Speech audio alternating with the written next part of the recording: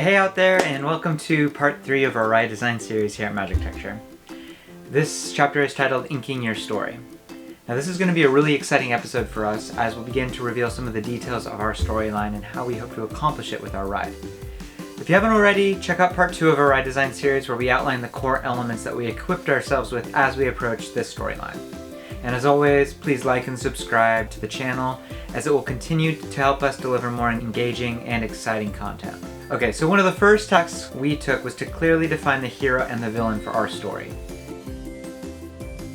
In it, each writer takes on the role of the hero. The writer is introduced to a series of elements that show the danger and the risk involved with the story.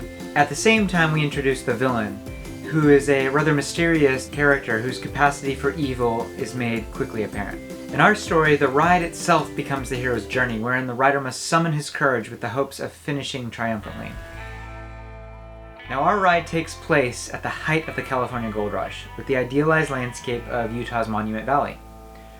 The rider's journey begins in an outpost town at the edge of the civilized world, and while traversing through the town they are made aware of a gang out west, which has overrun a poor mining town. No sooner are they made aware of this than they are deputized and whisked aboard a train bound out west to render justice. Okay, so as this storyline began to reveal itself to us, we started researching the landscapes, the time period, and stories from the Wild West. So from these, we found the inspiration to begin sketching out the different landscapes, the town, and the varying scenes throughout our ride. Now I would highly recommend this exercise of drawing the scenes for your ride, either through hand drawing or through some sort of digital tool. This practice really encourages the ride creator to explore their created world in a visual way. It's almost like a second language in which you're able to communicate really to anyone your ideas. And as with most things, you just need to practice to make your sketches better. Now for us, we're using a combination of watercolors, charcoal, and ink for our hand drawings. Now there are a whole lot of other mediums out there, and I'd encourage you to just find one that you enjoy working with.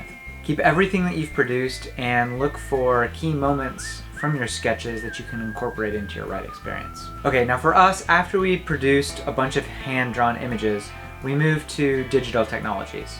We're using a variety of programs, specifically Rhino, Lumion, and AutoCAD. Rhino is a really powerful 3D software tool which provides a wide variety of flexibilities, but it also is really accurate, and it allows you to import those drawings into other programs such as AutoCAD, or if you wanted to do 3D printing. Lumion is another really powerful tool that helps you place your design into a unique landscape.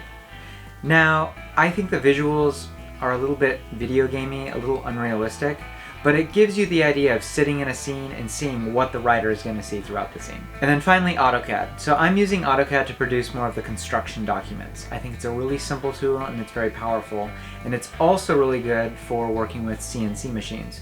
And I'm going to talk a little bit about that in a future video. For now, all you need to know are that these are really powerful tools which help you to quickly create visuals that you can incorporate into your ride design. So while we've been producing all of these images for our portfolio, it's really allowed us to communicate, or it's really spoken to our design of the ride itself. This concludes part 3 of designing a ride. I hope you found this video interesting, and I look forward to your comments in the chat. In the next video, we're going to talk about the track layout and the train design, and we'll be discussing our inspiration for this, our thought process, and some of the tools that we're using to work on these aspects. Thank you again for all the support, and until next time, take care.